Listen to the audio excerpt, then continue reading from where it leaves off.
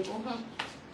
এই কে কোথায় আসেন, জলদি আসেন। আমাকে আস্তে আস্তে একটু সাবধানে আসেন তো, কেন আমার ট্রিটমেন্ট দিবেন না? আসেন আসেন। अच्छा সো হাই হ্যালো আত্মার মানুষজন, কি খবর তোমাদের? বরাবরের মতো নতুন একটা ভিডিও দেখবা আমাদের। আজকের এই ভিডিওতে আপনাদেরকে দেখাবো রিসেন্টলি টিকটক সহ বিভিন্ন সোশ্যাল মিডিয়াতে ভাইরাল হওয়া অস্থির বাঙালিদের অস্থির সব কর্মকাণ্ড, যেগুলো দেখে আপনি অস্থির বিনোদন পাবেন। हम तेरे बिन अब रह नहीं सकते तेरे बिना। সো আমাদের সাথে আপনি অস্থির বাঙালিদের অস্থির সব কর্মকাণ্ডগুলো এক ভিডিওতে উপভোগ করতে চাইলে এই ভিডিওটি না টেনে সম্পূর্ণ দেখার অনুরোধ রইল, কারণ শেষে রয়েছে এমন কিছু ভিডিও যেগুলো দেখে আপনি হাসতে বাধ্য হবেন, গ্যারান্টি দিচ্ছি। বাংলাদেশে এমন কোন নায়িকা নাই যে বলতে পারবে বুকে হাত রেখে যে আমি বিছানায় যাই নাই। প্রত্যেকটা নায়িকা কারণ না কোনো ডিরেক্টর, কারণ না কোনো প্রডিউসারের খাইছে তারে, তারপর হচ্ছে সে নায়িকা। আবেগের ঠেলায় আপমনেটি সত্যি কথা বলে দিয়েছে।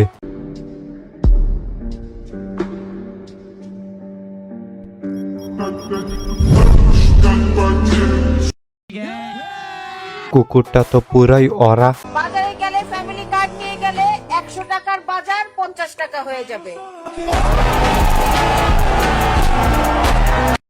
अभी मैं गाली नहीं दे सकता। नहीं गाली नहीं देना। अब फैमिली देखती है, वरना मैं ऐसे गाली दूं, ऐसे गाली दूं ना, जिंदगी भर याद रखें ये बड़े भाई। ओ भाई रे भाई, ओ पैनल में यार गुसाई से मामून भाई लचाई से ओ नौलो के तो अच्छा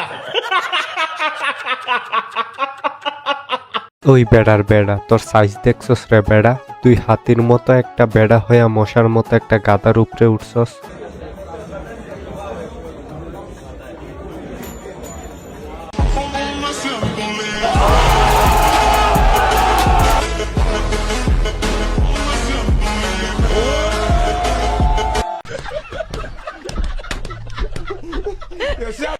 ভাইরে ভাই, আমি তো এই কাহিনীটা বুঝলাম না, তোমরা যদি বুঝে থাকো অবশ্যই কমেন্টে জানাও প্লিজ। কিছু ডিরেক্টর আছে যারা হচ্ছে মেয়েদেরকে ডিরেক্টলি অফার করে। ডিরেক্টলি কেন অফার?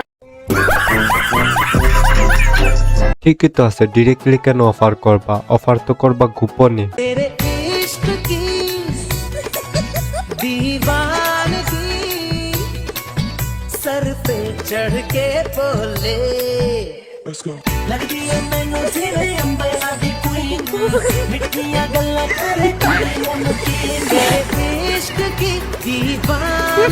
এইটা নিয়ে কিছু বলা লাগবে না, আপনারা ভিডিও দেখেই বুঝে গেছেন।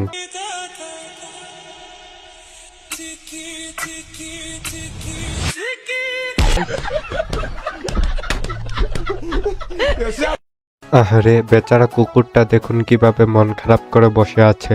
আরে তোরা দিলে স্বাধীনতার বিরোধী অপশক্তি 2071 সালে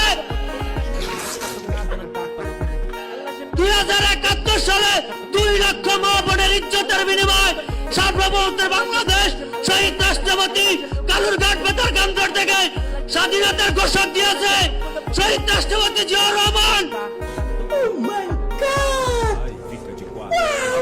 আরে তোরে কতবার নিষেধ করেছি যে গাঁজা খেয়ে বক্তৃতা দিস না। না, তুই আমার কথা শুনলি না, গাঁজা খেয়ে বক্তৃতা দিয়ে দিলি তো মান সম্মানটা ডুবায়া। 2006-এ ফুটবল খেলা তেমন একটা বুঝতাম না, তারপরেও টিভির সামনে খারাইছিলাম ফুটবল খেলা দেখতে। ব্রাজিল আর কোন দলে জানি খেলা হইতাছিল, তো এক বড় ভাই কইলো যে হলুদ দল ভালো খেলে, হলুদ দল সাপোর্ট কর।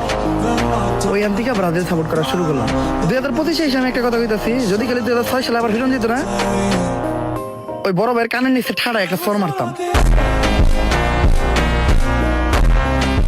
তো আজকের মতো বিদায় নিচ্ছি। প্রিয়, ভিডিওটি ভালো লাগলে like comment share and subscribe করে দিও। আর তোমার কাছে ভিডিওর কোন পার্টটি সবচেয়ে বেশি জোশ লেগেছে তা অবশ্যই কমেন্টে জানাই দিও।